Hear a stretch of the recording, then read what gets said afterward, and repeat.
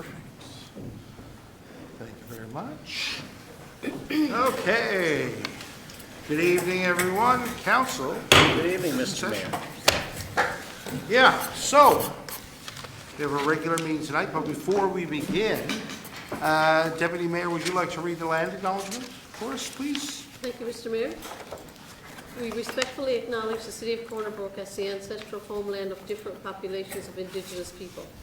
We also acknowledge and respect the rich histories and cultures of the Beothuk, Mi'kmaq, Inuit of the province of Newfoundland and Labrador. Okay, thank you very much.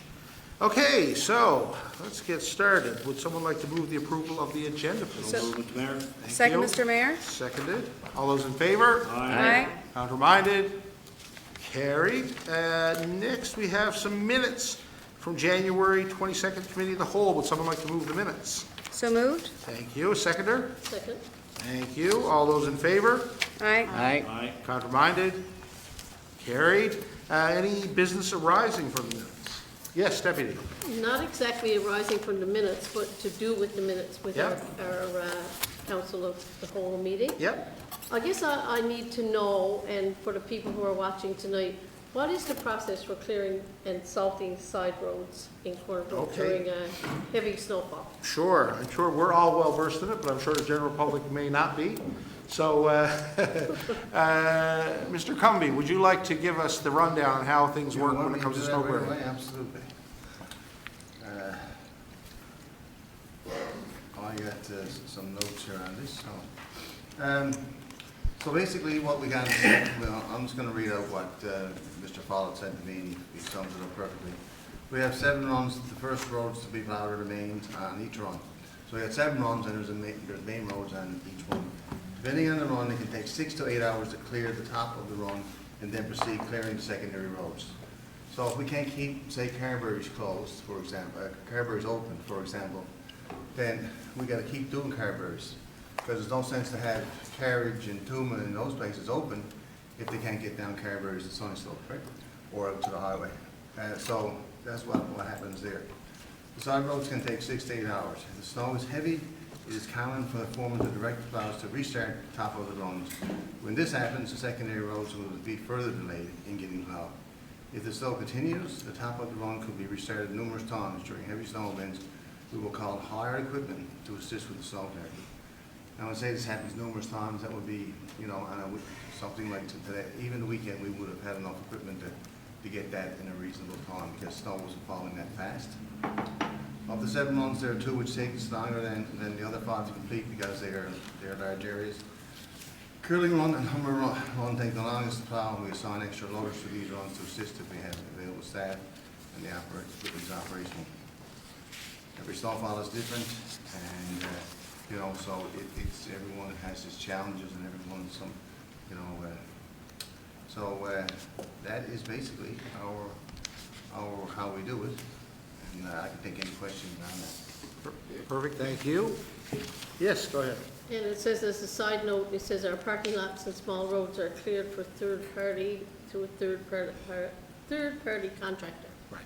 So do they go out first, or do they wait until everything is done and everything is backed up before we get the contractors to do the side roads? I would imagine contractors are contracted for specific parking lots and things like that, so they would do, I guess, work at their own pace unless otherwise directed by the facility or something. So I don't think they, I don't know, you can correct me if I'm wrong, Mr. Cumby, but I don't think they coordinate with our They crews. wouldn't coordinate as such, but what they would do is that, again, they would wait, you know, for a little bit. Not as soon as the stretch of snow on the main streets, we're out there plowing it off, keeping ahead of it. They would probably wait till there was a certain accumulation before they went out, and then, you know, 2 or 3 centimeters, and then they'd do it. So they're hired then for specific roads? Well, for example, like the Civic Center, we let a contract every year specifically to do the Civic Center parking lot. Other parking lots like City Hall or places like that, there some might be grouped together, but there are a number of contracts. Yeah. I guess, Mr. Mayor, I'm trying to figure out what defines a small road? Oh, the small roads contract, Yes, that's but it another says- contract. Yes, so that's another contract Yep. besides the parking lot. So what would define, and maybe this is something that can't be answered here tonight, what would define a small road? It's a very specific list of roads, so it's not a road just because of its length or anything like that. It's a particular list of roads that get done.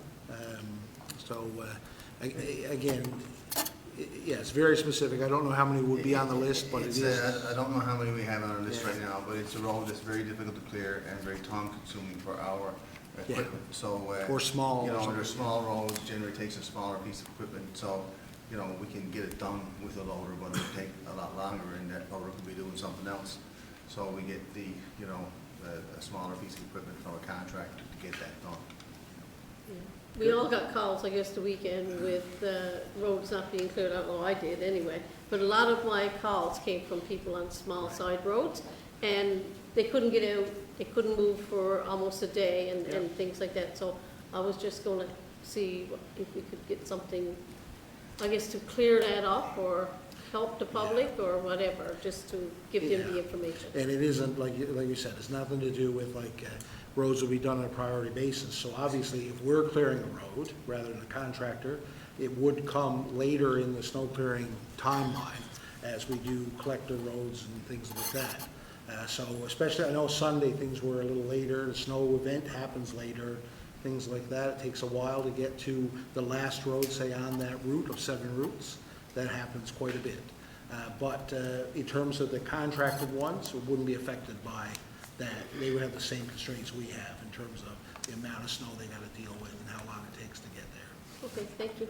There's just another piece of good news to go along with this. The forecast appears to be cooperating, and we're gonna be switching over to baskets and blowers tomorrow.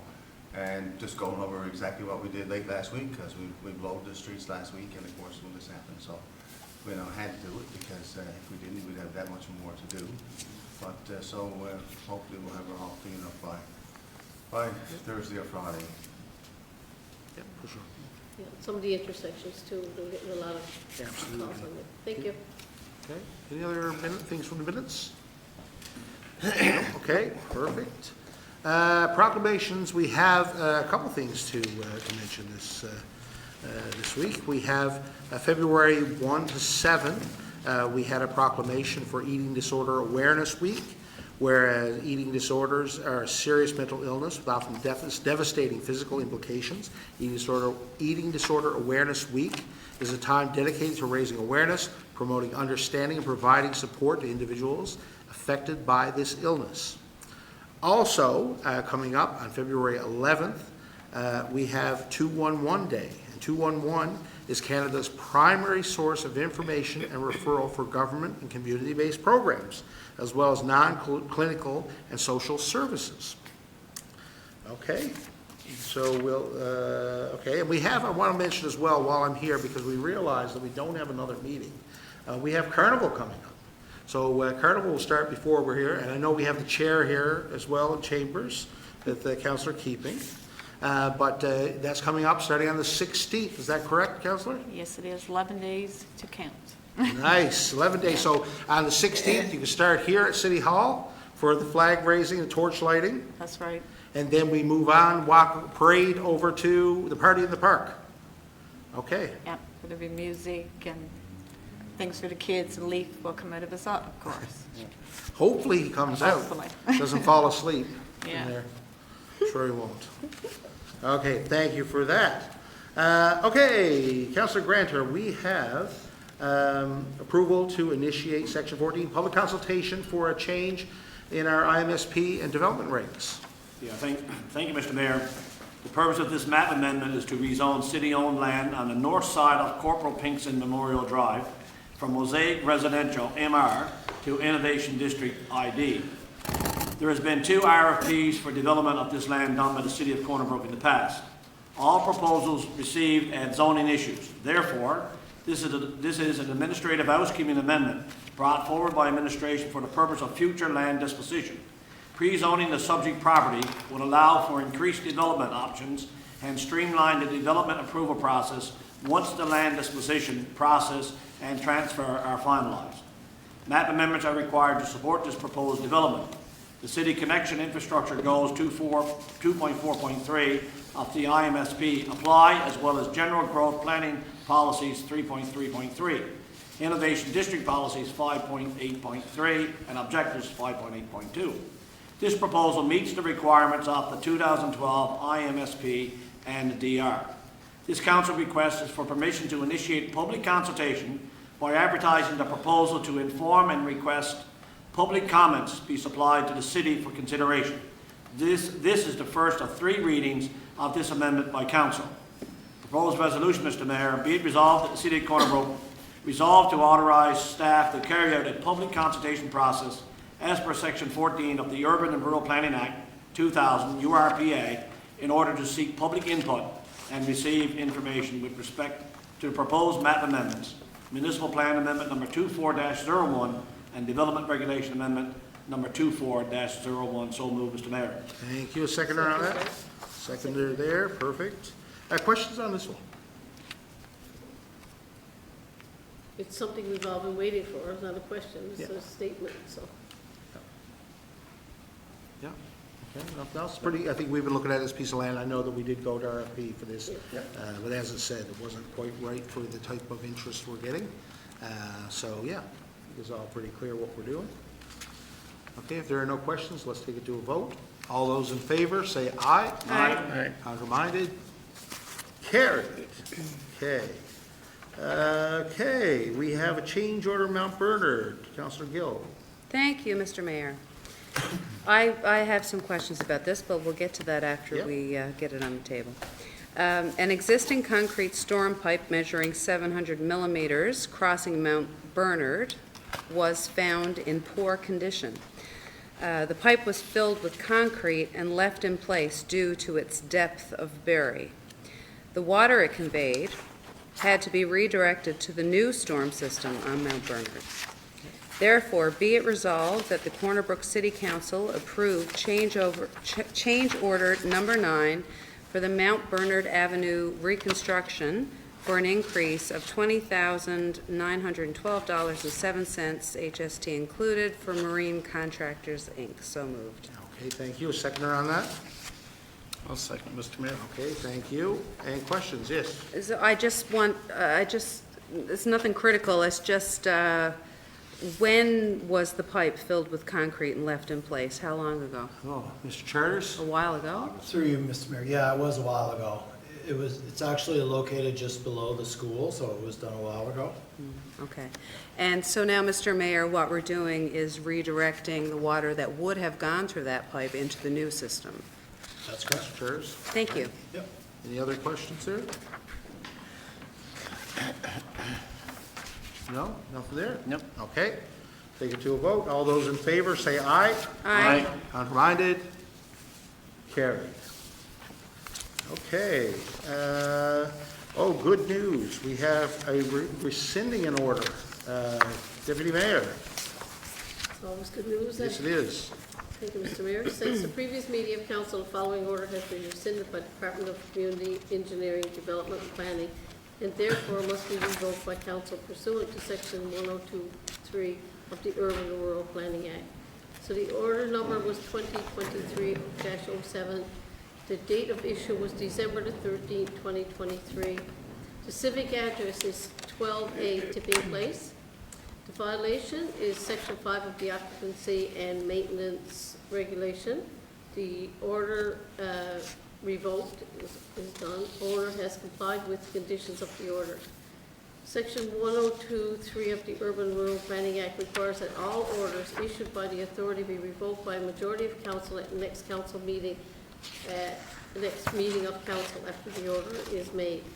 The resolution is, be it resolved that pursuant to section 102.3 of the Urban and Rural Planning Act, that the following order is hereby revoked by council. Order number 2023-07. I so move. Thank you. A seconder on that? Mr. Mayor. Thank you. Any questions on this one? Again, like I said, we have to do it once it's, so it's already done, and now we have to confirm the order that staff have done. Any questions? No? No. Okay. All those in favor say aye. Aye. Counterminded? Carried. Okay, we have Crown Land application, 24 Dunbar. Counselor Gill. Thank you, Mr. Mayor.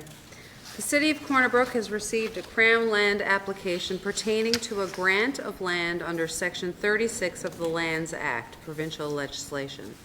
This deals with people acquiring land which they have occupied for a 20-year period in open, notorious, continuous, and exclusive possession immediately prior to the first day of January 1977 and up to the present time, commonly known as squatters' rights. I love notorious, that's awesome. It has been brought to the owner's attention that the title of the property located at Municipal Number 24 Dunbar Avenue falls under the ownership of the Crown. In an effort to resolve the issue, the owner has applied to the Crown to acquire the land in question. This application was considered by internal staff and there are no concerns. Therefore, it is resolved to approve the application for the owner of Municipal Number 24 Dunbar Avenue to obtain Crown land under Section 36 of the Lands Act. I so move. Thank you. A seconder on that? Second, Mr. Mayor. Thank you. Questions on this one? Pretty straightforward. I think it's pretty straightforward, yeah? Yeah, okay. We dealt with one like this last year as well, I believe. Small parcel. We did. Yeah. I remember notorious. Okay, if there are no questions, we'll vote. All those in favor, say aye. Aye. Counter-minded? Carried. Okay, moving right along, we've got another Crown Land application, this time for a snowmobile trail near Little Cook's Pond. Councillor Griffin. Thank you, Mr. Mayor. The City of Corner Brook has received an application to utilize Crown land for the purpose of relocating a portion of an existing ATV snowmobile trail. The requested Crown land is located within the City of Corner Brook municipal boundary and falls within a rural zone under the City of Corner Brook development regulations. An ATV snowmobile trail is a discretionary use of the same regulation. This request was considered by internal staff and there were no concerns. Proposed resolution be it resolved to approve the application to utilize Crown land located in the Little Cook's Pond area for the purpose of relocating a portion of the existing ATV snowmobile trail. I so move. Great, thank you. Seconder on that one? Second, Mr. Mayor. Thank you. Questions? Yeah, Mr. Mayor, Yes. just for a point of clarity, I assume that when we look at the application process and the online permit, there's no information given to who the applicant was. So but I'm assuming since it is a ATV snowmobile trail that it was a group of people representing an association as opposed to an individual. Yes, and It's Mr. not a Char, private. Yeah. This is for a group as opposed to a private. I would have, Mr. Charles, with the Snowmobile Federation? Whatever I can say, but I. I'm not positive, I know it's either them or the ATV group. Okay, yes, because it is blanked out in the application, like you say, right? Yes. Now, usually it wouldn't be private if it wasn't an individual, so. We probably wouldn't support it or We bring would it to support, council yeah. if it was I private. think that, yeah, that area has been talked about before. It is a difficult spot, so. I'm pretty sure it's the snowmobile group, but I'm not, or in conjunction with the two of them. Because that, the yellow is indicated there, the trails are being rerouted that way. That's right. Yeah, just for point of clarity, I didn't want it to be particularly one individual as opposed to an association representing everyone. That's correct, yeah. Okay, Thank you, Mr. Mayor. thank you. Any other questions there? Okay, all good. All those in favor, say aye. Aye. Counter-minded, carried. And as well, Councillor Griffin, we have a discretionary use approval for a quarry, JCL Limited. Thank you, Mr. Mayor. The City of Corner Brook has received an application to extend the existing quarry and utilize a portion of land as a stockpile area on property located approximately 2 kilometers southeast of the Lewin Parkway interchange near Massey Drive Access Road in a rural zone. The quarry as a mineral working classification of use is a discretionary use of the City of Corner Brook development regulations. A public notice was placed in the local newspaper indicating the applicant's request, and as a result of this notice, no written submissions were received. This application is for use approval outline planning permission only, and if approved, this approval does not absolve the applicant from its obligation to comply with all bylaws, codes, and regulations, or of obligations to apply for development approval and to obtain all required permits in carrying out any work associated with the aforementioned developments. Be it resolved that the Council of the City of Corner Brook approve the use application to extend the existing quarry and utilize a portion of land as a stockpile area on property located approximately 2 kilometers southeast of Lewin Parkway interchange near the Massey Drive access road in accordance with Regulation 11, discretionary powers of authority. I so move. Thank you very much. Seconder on that one? Second, Mr. Mayor. Thank you. Questions on this one? Yes, Mr. Mayor. Yes. When we look at the map that's presented Yeah. for the debate this evening, so the actual extension would fall under the blue lines, or Mr. Charters? what's the blue lines and what's the yellow lines? Is the yellow lines a buffer, and is the blue lines the extension?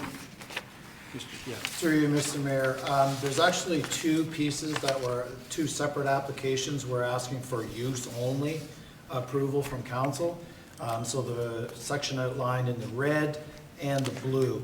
Yes, what's outlined in yellow is a buffer strip. So this is just for the use for both sections, both applications. However, once that, if successful tonight, that will go back to Crown Lands in the province, and then all the permits will be issued, et cetera, et cetera. This is very similar to what was done 2 weeks ago at another board. Okay. Okay, thank you. Any other questions there? Yeah, just I'm trying to visualize this. So I know the current quarry. Yeah. And when you go into Massey Drive interchange, Yeah. you go up to the back road leading into Massey Drive.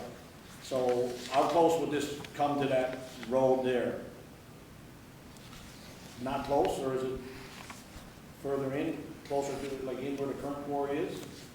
This is exactly where the current quarry is. Yes, that's correct. Okay, thank you, Mr. Mayor. Any other questions? Okay. So the process, Mr. Charters, for this, if the use is approved in that area, what happens then? That'll be sent back to Crown Lands, and then the applications would be processed, and permitting would be required with all the environmental regulations, bylaws, et cetera, would all have to be followed for those. Okay, perfect, thank you. Any other questions? Okay, let's vote. All those in favor say aye. Aye. Counterminded? Next, well, I can't believe we're getting on to this time of the year. Councillor Keeping, we have Jigs and Wheels opening, an exemption, a noise exemption for West Street. Thank you, Mr. Mayor. The City of Corner Brook is seeking a temporary exemption to the City of Corner Brook noise regulations to conduct a public street celebration on West Street between the hours of 5 p.m. Friday, July 26th to 2 a.m. Saturday, July 27th, 2024, and will include outdoor music. This is a planned part of the 2024 Jigs and Wheels Festival. The regulation stimulates on Section 3C, no person shall play or operate any radio, stereophonic equipment, or other instrument or any apparatus for the production of amplification of sound either in or on private premises or in any public place in any matter which disturbs the quiet, peace, rest, enjoyment, comfort, or convenience of any person or persons on the same property in the neighborhood or vicinity. In order to proceed with the event, a temporary exception from the noise regulations will be required. The proposed resolution, be it resolved that the Council of the City of Corner Brook grant the enactment of the City of Corner Brook noise regulations in support of the 2024 Jigs and Wheels Festival to carry out a street party on a portion of West Street. The bylaw exemption will be in effect from 5 p.m. Friday, July 26th to 2 a.m. Saturday, July 27th, 2024 for the West Street area. I so move. Thank you very much. Would someone like to second that? Second, Mr. Mayor. Thank you. Now, one thing I know this came up before, we talked about adding an amendment to include the alternate date. in case it got rained out or something like that, just to cover it. So I don't know if a council would like to make a motion to include, I guess, the next day if there's a cancellation as well. Saturday into Sunday.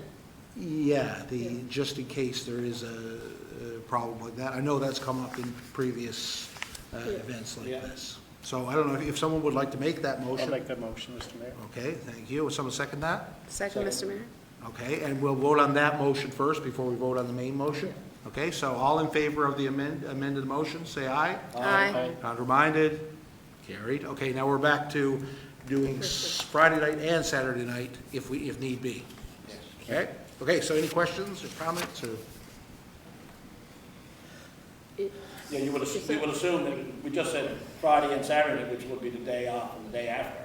Yes. But it But could it's be- it Friday could be- night, it Saturday could be- It could be other than Saturday, it might be 2 or 3 days after, it might be the following week, It might be, yeah. right? So we probably shouldn't limit ourselves to Just put in an alternate date. an alternate date, depending on whatever reason will come up. Yeah, Okay, so, change our motion. so what do you want to change it to? So basically, that date or an alternative? Alternate Yes, date. or alternative. In case Alternative? of poor weather. Yeah, and I guess, are you Yeah, I'm fine with it. fine with that? Friendly So amendment. assuming that was what he made, are we all still in favor of it? Yes. Yes. Yes, okay, good. Okay? No, it's good. We're making Yeah. these things done. Yeah. Okay, so we're back now to that date or the alternative. Okay. And any questions or comments?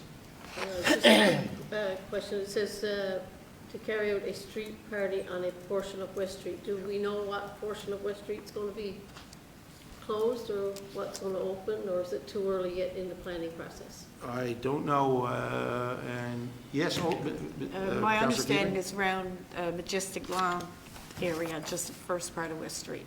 Okay. Yeah. Okay. Yeah, I guess near the bar areas, more or less, is it? No, really cut off closer to where the dollar store Oh, looks. okay. Yep, gonna cut it off there and then have the Okay. street open for all the bars. Gotcha. Yeah. So the music will be closer to all the residents? I'm taking that all those houses Yeah, I on Central, I East don't know. Valley? Yeah, I Yeah. don't know. Okay. Yeah. And And the the gazebo music will be area. on Majestic Lawn, Mr. Mayor? I have no idea. Okay. I don't know, news to me. I'm just asking all those Yeah, questions. yeah. There are going to be questions that we're going to have to Sure, answer yeah. eventually. Yeah. Like if it was down further on West Street, you wouldn't have as many, because you got West Street, you got West Valley Road, all those condos. Yeah. You got East Valley, you got Central, you got Reed Street. And it's all resident, it's a very dense residential area. I assumed it would be so that the bars can access it, or. Yeah, it's still in planning right Okay. now, Yeah. but really thinking at the beginning of it, provide a Majestic Line to where the apartments are, and then open the West Street so all the bars can be open there. We just do a little circle of a couple of tents and stuff right by Majestic Line. I would assume it's much the same as Blame It on Broadway. Kind of, yeah. That Just moving kind of a smaller. format. Yeah, okay. Yeah. Just something to keep in consideration when you're Yeah. doing it. Okay, yeah. Any other questions? No? Let's vote. All those in favor, say aye. Aye. Counterminded, carried, and related ATV access as well. Thank you, Mr. Mayor. The City of Corner Brook is hosting a 10-day Jigs and Wheels Festival. The theme of the festival includes a focus at the all-terrain vehicle access offered by the city. The festival organizers have requested that we provide full access to all city streets during the festival. The City of Corner Brook recognizes that while it wants to provide such access for the special event, it must do so cautiously, mitigating safety risks that may be posed by ATVs operating on the city streets.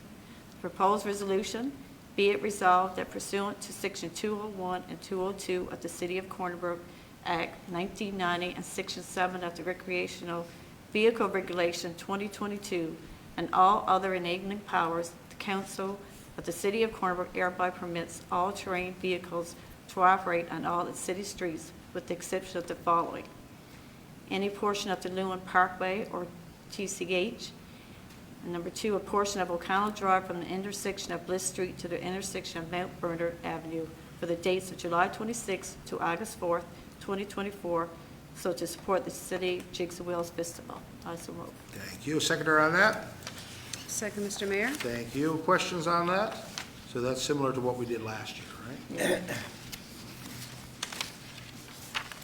I just, Yes, Councilor, yeah. maybe our Director of Safety can, was it a problem last year? Mr. Finn? Mr. Mayor, we did not receive any reports, so I'm not aware. Nothing came to my desk in Okay. relation to the incident, so. Yeah, Good. that's important. Yeah, no, this is good. We've had very responsible use. We expect that to continue, of course.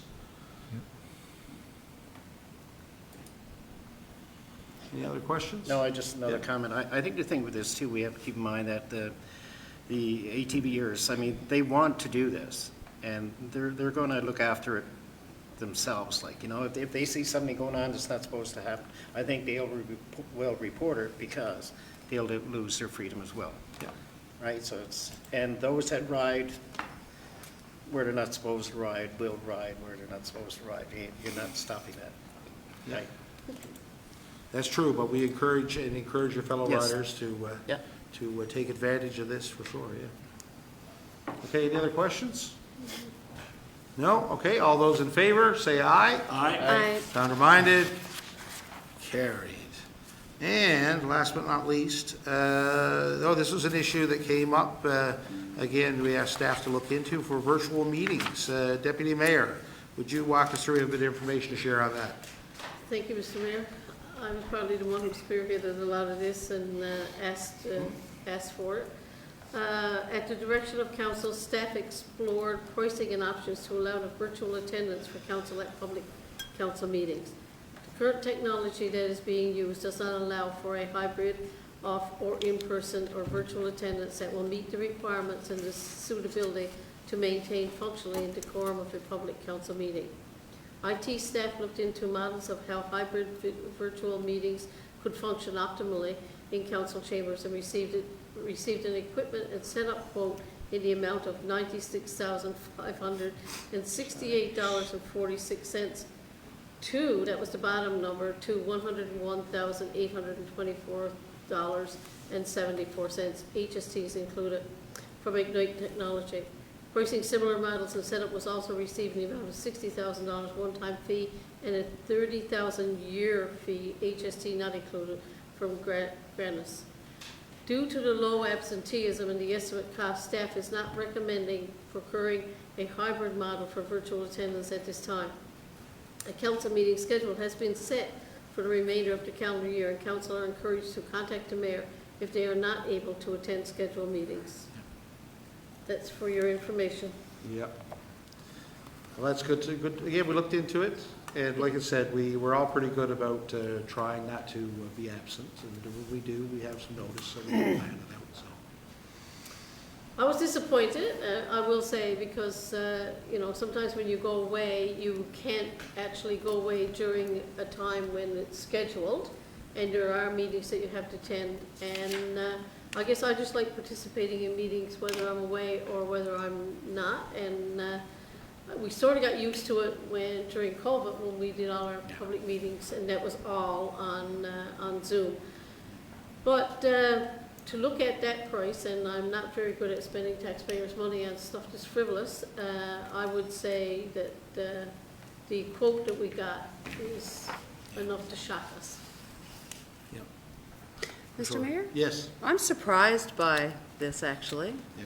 And at the time, and I agree with Deputy Mayor, I would be in support of being able to tune in from afar. We all do travel from time to time, and it can't be avoided, and the ability to participate is a good thing, I think, regardless of where you are. I'm very surprised. I'm just curious how far afield we asked for quotes. We have 2 quotes here from 2 companies that I've never heard of before. So, I mean, I'm not a tech guru or anything, but I'm curious about how much we dug for pricing. This seems like an awful lot to me. Yeah, I think, I mean, the clerk could speak to this too. I think she's talked to other municipalities to find out what they're using and how they would use it, and see what's in the market for our sector in particular. Remember, of course, it's not as simple as Zoom where we're all there. No. Or even where we have as well our friends at Rogers who are so gracious to broadcast and our meetings. But the ability to interact, I guess, freely like we do here in this setting is something we're not quite there in a technological stance right now. We're not quite there, and we want to make sure that we all have the ability to do it in a way that's accepted elsewhere as well. And so I don't know if you have anything else. That's correct, yeah. Yes, Deputy. But it's not only for traveling, and, you know, I don't do that much traveling, but with COVID back on the rise and people home with colds, and we're discouraging people to come to public meetings and come out in public if they are not feeling well. And it would be nice to be able to stay home and do a meeting if you're not feeling well, rather than have to have a absenteeism on your list. I'm baffled by the amount that came out of the quote. Yeah, I mean, personally, I think that if there is a health crisis or something like that, absolutely going to virtual meetings makes sense. In our case, we do have very little absenteeism, just by nature. We only meet twice a month. And in terms of absenteeism, if you do have to miss because you are going, say, to visit a family member across the country, or you're ill, there's provisions for that as well, right? So, like you said, you're all for taxpayer money if it's not frivolous, right? And in this case, I think that we can all see that this is a bit much, maybe sometime in the future. But it can also be argued that there's not much to ask of us to be in our own city twice a month for a meeting. You know what I mean? We are getting paid to be here, so we should make an effort. I understand that we can sometimes, like in a normal workplace, being able to work from home so you're not making your coworkers sick and those kind of things is a reality. I think that we're far enough apart that or we're distant in this room for sure, so hopefully we won't have to encounter that problem. I guess, Mr. Mayor, I would want to see this be the end of it. Like, I would like to see us keep sort of one, like, keep the lines of communication open. Yeah, And sure. maybe somebody will see this and say, oh my gosh, I can do it for less. If we did go this route, would Rogers not be able to tape the show? Oh, if we did this route, I'm sure they could figure out a way to do it. Okay, Yeah. so we still would be Yeah, online. it's Okay. just a matter of getting that balance and incorporating all the different technological needs we have here from our media partners, BFM, Rogers, and us. So, yeah, that's where we are right now. We have to meet old-fashioned in a room That's together. disappointing. Okay? Thank you. Okay, well, that is the end of our agenda for our public meeting. We do have a short in-camera session, so thank you all very much at home. Before we Yes? leave, no, I just a comment. Last week, the couple of reports we heard about what happened at Cornbrook Junior High, and you know, like, when I'm listening to that and I'm thinking, you know, like, you know, what's going to happen to our kids, like, you know, like, of their schools, and I'm hearing from teachers that, you know, there's not a lot you can do. And I found it very depressing, I really did. But last Saturday night, I was invited down to the town hall in Mount Moriah, and there was a youth group there, and I hope I got this right, they're called For a Better Tomorrow. And they fundraised, and they give MHA Joyce, I think, $250 to buy shoes for the Indian children, kids in India. And, you know, they were there, and they were there for no other reason than to raise money to help people. And it was so uplifting after the week that I put in when I was thinking about my grandkids in school. So there were, you know, there were good teachers out there, there are good schools, and we have a lot of good kids. Our kids are fine. Anyway, it made such an impression, because I kind of went from down here to up there, that I just wanted to mention it, and I thank you for letting me do it. Yeah, well, kudos to that group. Yes, I mean, there's no doubt that there are a number of youth-oriented groups that are doing good work in the city. We often only pay attention to, unfortunately, when we hear bad things in the Yes. news. There's no doubt. Yes. Okay, thank you very much. I'll declare the meeting adjourned. And we'll take a little bit, I guess, a short break if we need it, to stretch our legs, and we'll come back here in 3 minutes. Sound good? Water break. Yeah.